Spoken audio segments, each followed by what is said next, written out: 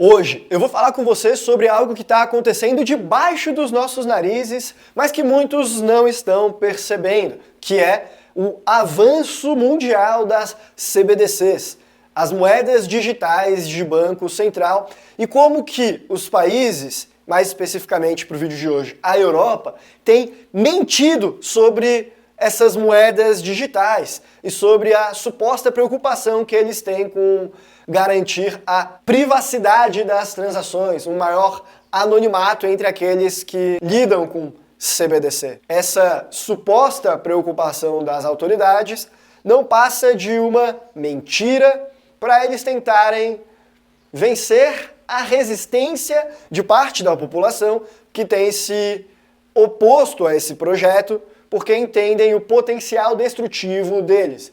E aí talvez você me pergunte, Guilherme, mas por que você vai querer falar sobre determinadas autoridades da Europa estarem mentindo sobre a CBDC?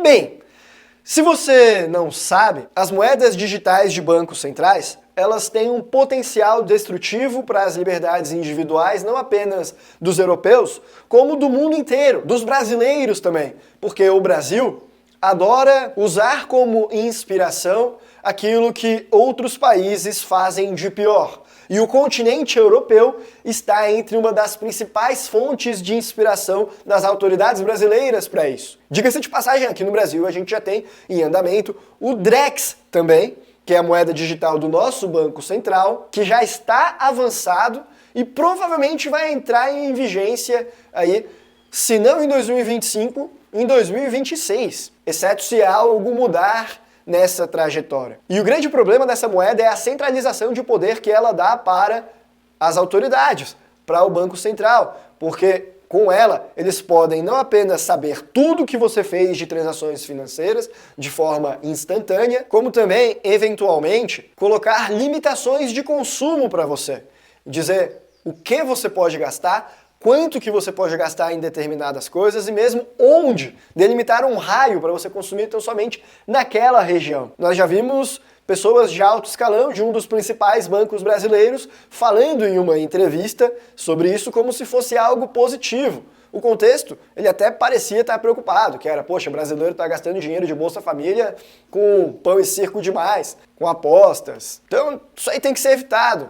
E o cenário de pandemia também, por que o sujeito vai comprar no supermercado tão longe da casa dele? Tem que botar limite de onde ele pode comprar. Veja, o fim pode até parecer nobre, mas olha o poderio que você está colocando nas mãos de autoridades, o tamanho de controle que você coloca sobre o seu consumo. E isso decorre em decorrência das moedas digitais de bancos centrais, que têm o potencial de acabar totalmente com a nossa privacidade e, no médio e longo prazo, substituir o dinheiro espécie por algo que realmente eles têm total controle, consolidando o monopólio do Estado sobre a forma como nós consumimos e como nós nos relacionamos com o dinheiro, o que pode ser algo muito perigoso. Queira você ou não, isso é algo que vai tomar a pauta das nossas vidas nos próximos anos. E é por isso que nós temos que olhar para a forma como isso tem sido propagandeado na Europa. Porque não foi o Brasil quem criou essa ideia, nós apenas a importamos para cá.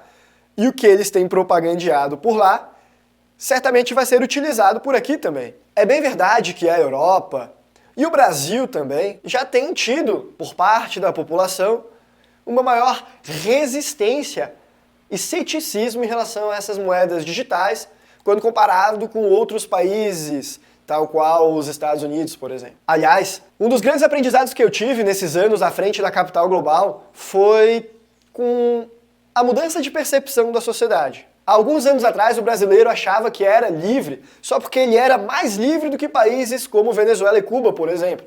E os europeus, por sua vez, achavam que eram livres só porque eles eram mais livres do que países como a China, por exemplo. Só que eu tenho percebido com o passar dos anos que cada vez mais as pessoas têm percebido que elas não são tão livres quanto achavam ser. Cada vez mais, as pessoas têm entendido que nós não temos aquela liberdade toda.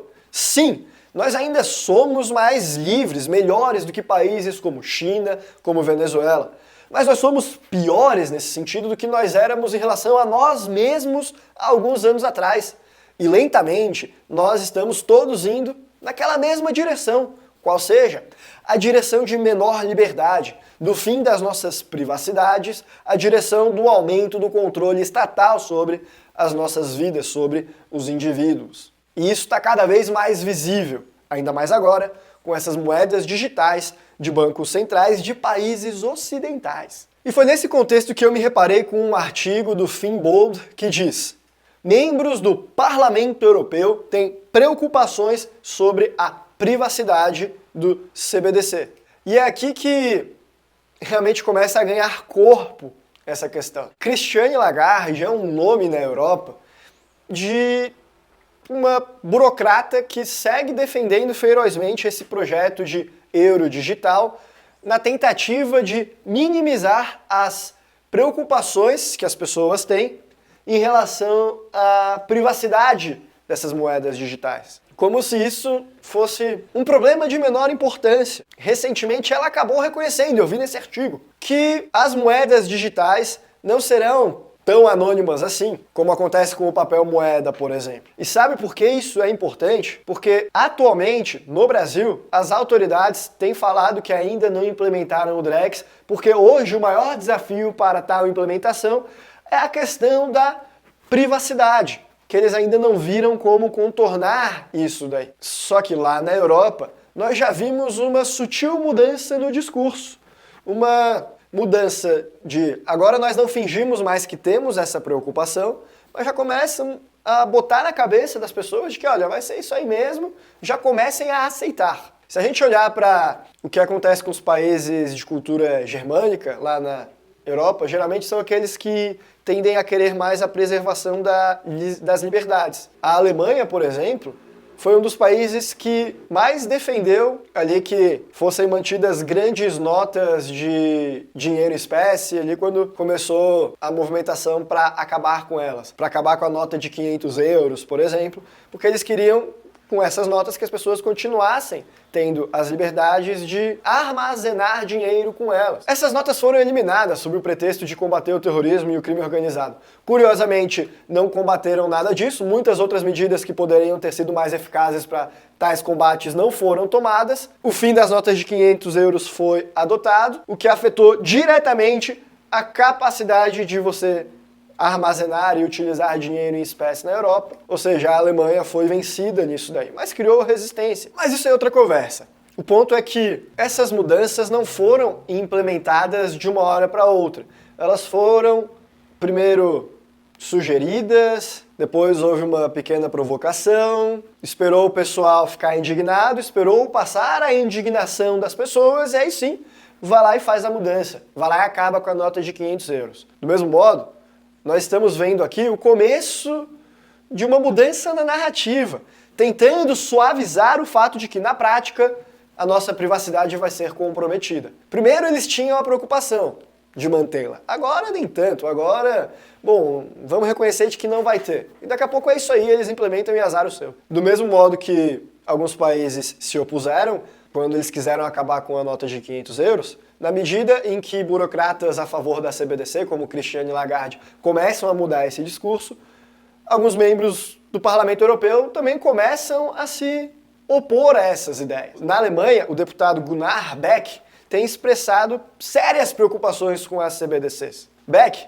levantou questões importantíssimas, como, por exemplo, como que nós podemos garantir privacidade, mas não necessariamente garantindo o anonimato também, pelo menos nas do dia a dia. E aí eles começaram a discutir lá uma distinção bastante fundamental. O que é privacidade e o que é anonimato. Porque eles não querem o anonimato absoluto, mas pelo menos a privacidade, não que todas as transações estejam abertas para uma blockchain para qualquer pessoa ver. Para as autoridades terem acesso a isso aí de antemão. Antigamente, na Europa, tinha países como a Áustria que você podia ir em alguma instituição que fornecia serviços de cofre e um banco e guardar o seu patrimônio por lá de forma totalmente anônima. Podia guardar seus bens, suas barras de ouro, o que você quisesse, sem que ninguém precisasse saber que estava ali. E foi exatamente nessa briga de comer pelas beiradas que essa possibilidade foi eliminada por lá. A verdade é que bastiões da defesa da privacidade, como a Alemanha, a Áustria, têm sido pressionados por pessoas que têm um histórico bastante questionável para mudar essa perspectiva. E o que acontece agora é que os bancos comerciais vão ser quem vão ter acesso aos dados do usuário de forma mais automática lá na Europa. Mas o Banco Central Europeu supostamente não, com a implementação das CBDCs. Eles conseguiram criar essa espécie de resistência. O problema é que isso é temporário, daqui a pouco já vai ser tudo para o Banco Central Europeu lá. E por que isso tudo serve de reflexão para a gente? Porque o Brasil não teve essa resistência. O Brasil, ele subverteu a ordem da criação das CBDCs com a implementação do Pix, que já é instantaneamente tudo revelado para o Banco Central. E só depois é que ele vai fazer a CBDC como um passo adicional ao Pix. Então, a gente já começou pelo fim das liberdades. A gente sequer teve esse tipo de resistência. Fomos como pessoas ingênuas que caíram nessa armadilha. E não se engane, eu uso o Pix, ele facilita muito a minha vida. Mas pelo menos a gente deveria começar a questionar. Então você precisa ter ceticismo, você precisa ter a mesma mentalidade que os germânicos tiveram lá na Europa, na tentativa de, quem sabe, não barrar, mas retardar o avanço de autoridades sobre as nossas liberdades individuais. Essa é a mentalidade que você vai querer adotar se você quiser evitar ter um governo que cresça em cima de você, que minta para você. E no mundo ocidental, países como Canadá e Estados Unidos, eles têm por muito tempo funcionado como bastiões da defesa dessas liberdades, mas que de uns tempos para cá parece que eles têm regredido, parece que eles têm seguido num caminho de querer mais Estado, de acreditar em coisas grátis e de qualidade, de acreditar na benevolência das autoridades estatais e não de vê-las com alto grau de ceticismo. Em lugares como o Canadá, 70% da população dizem que querem mais serviços de welfare state, mais socialismo na prática. Mas será que elas estão dispostas a pagar a conta por isso? Estão dispostas a pagar mais impostos do que ter dinheiro às suas mãos? Será que é isso que elas acham que é? Enfim, o ponto é que essas pessoas parecem estar iludidas com a ideia de que o Estado é bonzinho, não tem criado mais resistência para tanto. E essa parcela da população que caiu nessa conversa fiada vai ser usada como massa de manobra para que o Estado cresça não apenas sobre elas, como também sobre aquelas pessoas que só querem ser livres, construir seus próprios negócios e seguir em paz. É um momento difícil, exige de nós bastante responsabilidade e principalmente senso crítico, desconfiança. O preço da liberdade é a eterna vigilância. Não acredite, sem questionar, que o Drex e as moedas digitais vão ser positivas para a sociedade. Mas não apenas adote uma postura de desconfiança, como também adote uma postura de se defender desse tipo de problema. Tenha contas bancárias em outros países, fora do nosso sistema bancário. Talvez tenha um pouco de cripto, tenha um pouco de ouro, tenha alguma coisa numa hardware wallet, tenha propriedades, bens imóveis em outros países ao redor do mundo, porque isso te dá a chance de nunca depender de um único governo. Aqui na Capital Global, nós ajudamos pessoas a traçar esse tipo de caminho, a construir essas soluções, porque de nada adianta reclamar, mas não se precaver. Eu vou estar aqui alertando desse tipo de problema, mas eu vou tirar o meu da reta. E eu gostaria de te mostrar a importância de fazer o mesmo. A ideia é simples. Quando você diversifica o seu patrimônio, você tem múltiplas residências, você tem vários passaportes. Se você, por exemplo, acabar em um país como o Brasil, no qual você tem políticos dos quais você discorda no poder, adotando posturas diametralmente opostas daquelas que você acredita que são as corretas para que isso aqui dê certo. Bom, ao menos você tem a opção de residir no Paraguai, de residir no Uruguai. Ao menos seu dinheiro não está na reta do imposto mínimo, já está em outra jurisdição. Você tem, às vezes, um segundo passaporte para ir sair rapidamente se precisar, porque é melhor estar vários dias adiantado do que um único dia atrasado. Além de proteger o seu dinheiro fora de países como o Brasil, ao ter essa postura de diversificação geográfica, muitas vezes você consegue condições fiscais mais amigáveis, sobretudo se você optar por morar fora do Brasil, nem que seja só por um período, só por alguns anos da sua vida. Isso aí muitas vezes já permite tal otimização fiscal. Por que você vai deixar todo o seu dinheiro em um sistema como o do Brasil, no qual as pessoas têm adotado moeda de banco central sem sequer questionar se isso daí não vai ter consequências negativas, no qual o Estado tem tamanha influência sobre o seu patrimônio? Por que você vai deixar o dinheiro em um lugar assim, se você pode ter o seu patrimônio em outro lugar mais seguro? Claro, hoje em dia não existe mais país perfeito, mas a simples ideia de você diversificar já serve para te proteger. Edward Snowden, em uma de suas falas, ele mencionou dos chamados superestados, que são os que mais lutam para manter o próprio poder. Estados grandes, estados fortes, significa indivíduo pequeno, indivíduo fraco. E você acha que o Brasil é um estado pequeno? É só olhar para a nossa dimensão continental e para a quantidade de poder concentrado na União Federal que você irá mudar de ideia. A CBDC é só mais um passo nisso.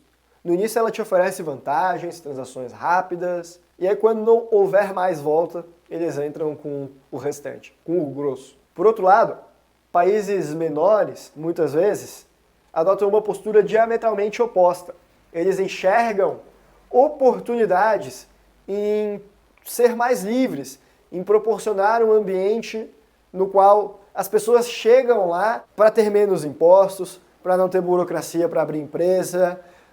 São países que adotam criptomoedas, El Salvador, por exemplo, porque eles precisam fazer isso para conseguir atrair riqueza. Estados pequenos, indivíduos fortes. Tenha isso em mente, diversifique, construa capital de forma global. Por esse vídeo nós ficamos por aqui, espero que eu tenha ajudado você a despertar. Um abraço e até a próxima.